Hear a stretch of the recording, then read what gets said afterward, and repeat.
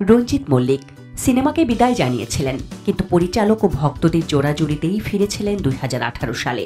এরপর এলো করোনা, কাজ কমে গেল।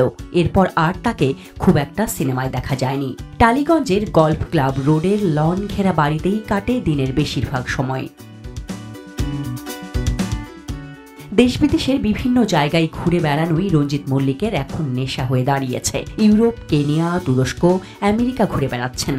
কিন্তু ইন্ডাস্ট্রিকে মিস করেন না? বললেন, কাজকে খুব একটা মিস করি না। 42 বছর একটানা কাজ করেছি, এখন ক্লান্ত হয়ে পড়েছি। তার উপর দক্ষিণী ছবির রিমেকে ক্লান্ত হয়ে পড়েছিলাম। ঘুরে বেড়ানোর পাশাপাশি বই পড়ি, আড্ডা দেই, সঙ্গে আছে বাংলা প্রবাদ নিয়ে গবেষণাও। ইন্টারভিউ, শাখা প্রশাখার মতো অন্য ধারার ছবির পাশাপাশি শত্রু, মৌচাকের মতো কমার্শিয়াল ছবিও করেছেন তিনি।